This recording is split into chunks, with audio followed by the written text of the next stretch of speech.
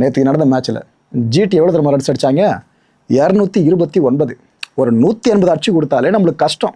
நம்மளுக்கு பேட்டை பிடிக்கும்போது கை கால் உதற ஆரம்பிச்சிடும். ஆனால் இவங்க நம்மளை நம்பி எவ்வளோ ரன்ஸை வச்சு டார்கெட்டாக கொடுத்துருக்காங்க பார்த்தீங்களா? சேஸ் பண்ணுறோன்ற பேரில் நாம் அச்சோம் பாருங்க அடி. 13.4 ஓவர்ஸ்லேயே எல்லா விக்கெட்ஸையும் விட்டோம். 140 மட்டும்தான் அடித்தோம். இந்த மேட்ச் பார்க்குறப்ப என்ன தெரியுமா தோணுச்சு? ஏன்பா சிஎஸ்கே நம்ம ஓரளவுக்கு கணிச்சிருந்தோம், சரி ஓரளவுக்கு நல்லா ஆடி இருக்காங்க சீசனில் அப்படின்ட்டு. ஆனால் இந்த லாஸ்ட் மேட்ச் ரிசல்ட்டை பார்த்ததுக்கப்புறம் நம்ம எதிர்பார்ப்ப சிஎஸ்கே எப்பவுமே பூர்த்தி பண்ணுமே. எங்களை இவ்வளோலாம் எதிர்பார்க்காதீங்க, நாங்கள் இவ்வளோ தான் அப்படின்றத காமிச்சிருக்க மாதிரி ஆயிடுச்சு இந்த மேட்ச் ரிசல்ட்டு. 89 ரன்ஸ் வித்தியாசத்தில் ஜிடி ஜெயிச்சிருக்கு. இல்லைன்னு தெரியுமா கொடுமை? இவ்வளோ மார்ஜினில் சிஎஸ்கே இது வரைக்கும் தோத்ததே இல்லைங்க. கடைசி மேட்ச்சில் எப்பேற்பட்ட ஒரு இடிய சிஎஸ்கே ஃபேன்ஸுக்கு நம்ம டீம் இறங்கிடுது பார்த்தீங்களா? பிக்கஸ்ட் லாஸ்ட் எவருங்க. ஐபிஎல் வரலாற்றிலே சிஎஸ்கே இவ்வளோ பேர் தோல்வியை கண்டதில்லை, இந்த மேட்ச்சில் கண்டிருக்கோம். தூபே என்னைக்கு இல்லாத அதிசயமாக இந்த மேட்ச்சில் திடீர்னு அடிக்க ஆரம்பிச்சிட்டாப்ல. பழைய தூபே கண்ணு முன்னாடி காமிச்சாப்ல. 17 பந்துகளை 47 ரன்ஸு. ஆனால் என்ன, அணைய போகிற விளக்கு பிரகாசமாக எரியணுவாங்களே, அது மாதிரி தான் இருந்துச்சு இந்த இன்னிங்ஸை பார்க்குறதுக்கு.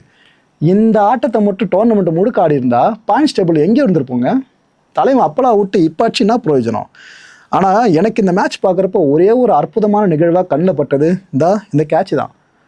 அதாவது தூபேக்கு கையில் போடலாம் அந்த கேட்சை பிடிக்கிறது கஷ்டம்னு, தலைக்கு மேலே வருதுனாக்கா அது ரொம்ப கஷ்டம்ல. புடிஸ்டாப்பில் இந்த சீனி கேட்ச் பிடிச்சா எப்படி சந்தோஷப்படுவோம் சென்னை 28, கிட்டத்தட்ட அதுமாரி தான் இந்த கேட்சை பார்க்குறப்ப இருந்துச்சு. இந்த ஒரு மேட்ச்சில் எனக்கு சர்ப்ரைஸாக அமைஞ்சது இந்த கேட்ச் ஒரு பிடிச்சது தான். பாருங்கள், மற்ற டீம்ஸ்லாம் ஃபிலிப்ஸ் லெவலுக்கு எல்லாம் பறந்து கேட்சை பிடிப்பாங்க. ஆனால் நம்ம டீமில் இவர் ஒரு கேட்சை பிடிச்சாலே அதை பறந்து பிடிக்கிற கேட்ச் கூட கம்பேர் பண்ணி பேசுகிறதா இருக்குது. அந்தளவு இவரோட பர்ஃபார்மன்ஸ் இருந்துகிட்டு இருக்கு. சிஎஸ்கே இந்த டோர்னமெண்ட்டில் ஃபர்ஸ்ட் 3 போட்டிகள்லையும் தோல்வி அடைஞ்சாங்களா?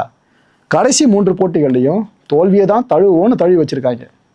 எவ்வளோ தோல்விகள்? 1ஆ 2ஆ? ஒரு காலத்தில் இந்த அளவுக்கு கெத்தாக இருந்த டீமுங்க இது சிஎஸ்கே. ஆனால் இப்போ பல பேரும் ஓய்விடுங்க அத்தியம் பேர் அப்படின்னு ஒதுக்கி வைக்கிற மாதிரி தான் இந்த அளவுக்கு மோசமாக அவங்க பர்ஃபார்ம் பண்ணிக்கிட்டு இருக்காங்க. ஜிடியில் நம்மளை சுத்தமாக மதிக்கவே இல்லைங்க இந்த மேட்ச்சில்.